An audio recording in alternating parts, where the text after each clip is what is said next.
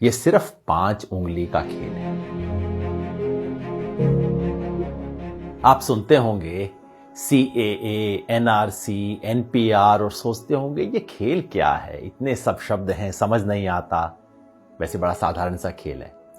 मैं आपको समझा देता हूं। ये सिर्फ 5 उंगली का खेल है। 5 उंगली की यात्रा समझ लीजिए, ध्यान से समझिएगा और फिर समझाइएगा भी दूसरों को। ये यात्रा शुरू होगी सबसे छोटी उंगली से। बड़ा साधारण सा काम होगा।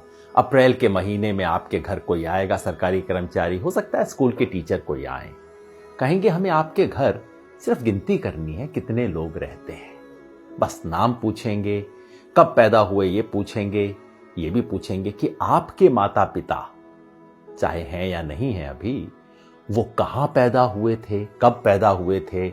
आधार कार्ड का नंबर मांगेंगे, ड्राइविंग लाइसेंस मांगेंगे, कोई प्रमाण नहीं मांगेंगे। उस वक्त आपको लगेगा छोटा सा मामला है। ये छोटी उंगली का पहला कदम ये है NPR वाली छोटी सी उंगली। फिर दूसरी उंगली ये D वाली उंगली है। D क्यों? क्योंकि आपके घर से जब एक बार ले जाएंगे लिख के, उसके बाद तहसीलदार के दफ्तर में, किसी सरकारी दफ्तर के अंदर कुछ टाइम बाद, हो सकता है कुछ महीने बाद, चुपचाप से उस लिस्ट का मूल्यांकन किया जाएगा और कोई सरकारी कर्मचारी उस लिस्ट में कुछ नामों के आगे D लिख देगा। D का मतलब डाउटफुल। डाउटफुल का मतलब संदेहास्पद, जिस पर शक है। किस बात का शक है? कि ये भारत के नागरिक दरअसल हैं नहीं। भाई कैसे फैसला होगा? कानून में कहीं नहीं लिखा कैसे फैसला होगा।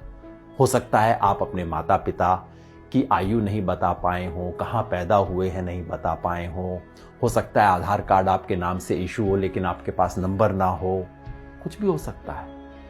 किसी भी आधार पे D लगा दिया जाएगा, आपको पता भी नहीं लगेगा, कोई आपसे पूछने भी नहीं आएगा और मामला तीसरी उंगली पर पहुंच जाएगा। ये तीसरी और बड़ी उंगली है, ये है NRC वाली उंगली। जिन लोगों के नाम के आगे D लगा होगा, समझ लीजिए आपके मोहल्ले में 500 लोग हैं, 1000 लोग हैं, उनमें से 50 के नाम के आगे D लग गया। उन 50 लोगों को चिट्ठी आएगी, पूरे परिवार में नहीं। हो सकता है परिवार में बहू को चिट्ठी आए, बेटे को ना आए, बाप के नाम चिट्ठी आए, पोते के नाम चिट्ठी ना आए। कुछ लोगों के नाम चिट्ठी आएगी और उन्हें कहा जाएगा, नोटिस दिया जाएगा, अब आप साबित कीजिए कि आप भारत के नागरिक हैं। कैसे साबित करेंगे? सरकार ने आज तक नहीं बताया है। हमारे पास सिर्फ एक असम का उदाहरण है जहां पहले हुआ है NRC, और वहां क्या हुआ था? ना आधार कार्ड माना गया, ना राशन कार्ड माना गया, ना वोटर लिस्ट में नाम माना गया। कहा नहीं, ये सब नहीं चलेगा, आप प्रमाण लेके आइए कि आप कहां पैदा हुए थे। आज से 30 साल पहले वोटर लिस्ट में आपका नाम था कि नहीं था, पुरखों का नाम था कि नहीं था, कोई संपत्ति का प्रमाण पत्र लेके आइए। साधारण लोग कहां से जुटाएंगे प्रमाण पत्र? इसके आधार पे उनमें से कुछ लोगों ने जो आधार अपने प्रमाण पत्र नहीं दे पाएंगे, उनका मामला चौथी उंगली पे पहुंच जाएगा। ये चौथी उंगली है फॉरेनर्स ट्राइब्यूनल की। यानी कि कहा जाएगा उस 50 में से समझ लीजिए 10 लोग बच गए जो प्रमाण नहीं दे पाए, जिनके पास कागज नहीं है, 15 लोग बच गए। उनको कहा जाएगा अब आपको आखिरी मौका दिया जा रहा है। ये उंगली आखिरी मौके की उंगली है। आखिरी मौका दिया जा रहा है, फॉरेनर ट्राइब्यूनल है, विदेशियों की अदालत है। अब उसमें जाके आप साबित कीजिए कि आप विदेशी हैं कि नहीं। अगर मुसलमान हैं तब तो कोई चांस ही नहीं है, क्योंकि यहां अब CAA का खेल शुरू हो जाए।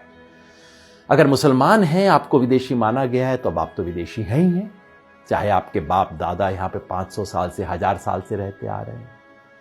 अगर मुसलमान नहीं भी हैं तो पता है क्या है, आपको ये साबित करना पड़ेगा कि आप बांग्लादेश, पाकिस्तान, अफगानिस्तान से आए। अब आप सोचिए, बिहार यूपी में रहने वाले लोग, नेपाल की तराई में रहने वाले लोग, श्रीलंका में रहने वाले लोग, श्रीलंका के पास तमिलनाडु में रहने वाले लोग कहां से साबित करेंगे भाई कि हम पाकिस्तान से आए, बांग्लादेश से आए, अफगानिस्तान से आए?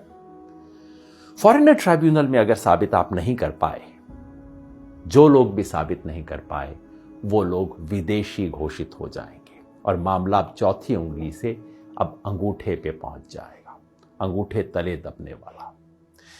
ये है डिटेंशन सेंटर। डिटेंशन सेंटर का मतलब जेल, विदेशियों के लिए बनी हुई खास जेल। भारत सरकार इसके नियम बना चुकी है। डिटेंशन सेंटर आसाम में बन चुका है, कर्नाटका में काम करना शुरू कर चुका है, बाकी 10 राज्यों में बन रहे हैं डिटेंशन सेंटर। जिस व्यक्ति के पुरखे पता नहीं कब से यहां पे रहते आ रहे होंगे, उसे अपनी ही मिट्टी में विदेशी बना के डिटेंशन सेंटर में डाल दिया जाएगा। यह है खेल। शुरू होगा छोटी उंगली से, एनपीआर से, और खत्म होगा कुछ लोगों के लिए। हो सकता है 1000 में से 1 लोग, हो सकता है 1000 में से 2 लोग डिटेंशन सेंटर में बने। क्या ये चाहते हैं? अगर नहीं चाहते तो इसे रोकने का एक ही तरीका है। ये 5 उंगली का खेल कैसे रुकेगा? जैसे ही पहली उंगली मोड़ने की कोशिश हो, आप 5 उंगलियां कर लीजिए बंद, मुट्ठी लीजिए कस और उठा दीजिए अपना हाथ। विरोध करना होगा, यानी कि जब पहली उंगली उठे एनपीआर वाली, एनपीआर का बायकॉट करना होगा। पूरे देश में जो नागरिकता संशोधन के बारे में आंदोलन चल रहे हैं, उन सब ने मिलकर कॉल दिया है। हम भारत के लोग, we the people of India, जो देश के 120 से ज्यादा संगठनों ने इकट्ठा होकर बनाया है, सब ने कहा है कि एनपीआर का बायकॉट करें। यानी कि जब आपके घर में कोई टीचर आए, कोई सरकारी कर्मचारी आए एनपीआर का डेटा लेने, प्यार से बात कीजिए, इससे बुरा बात करने की जरूरत नहीं। पानी पिलाइए, चाय पिलाइए, नमकीन भी खिलाइए। नमक खिलाना बहुत जरूरी है, क्योंकि ये संविधान का नमक खाते हैं, याद दिलाना है। ये कर्मचारी इस देश के कर्मचारी हैं, किसी पार्टी के नहीं है। सब कुछ दीजिए, प्यार से कीजिए, लेकिन कागज नहीं लिखवाएं। कागज में कोई सूचना नहीं देंगे, क्योंकि एक बार सूचना दी फिर मामला आपके हाथ से बाहर है। कागज नहीं लिखवाएं। और अगर वो कहें कि ये तो कानून है, आपको करना पड़ेगा, उन्हें प्यार से कहिए, मास्टर जी आपकी बड़ी इज्जत करते हैं, लेकिन क्या करें, महात्मा गांधी की इज्जत थोड़ा ज्यादा करें। इस देश के राष्ट्रपिता ने कहा था कि अगर कोई असंवैधानिक, अन्यायपूर्ण कानून है, उसका विरोध करना हमारा अधिकार ही नहीं, हमारा कर्तव्य भी है, हमारा हक भी है, हमारा फर्ज भी है। इसी रास्ते पे हमें चलना होगा।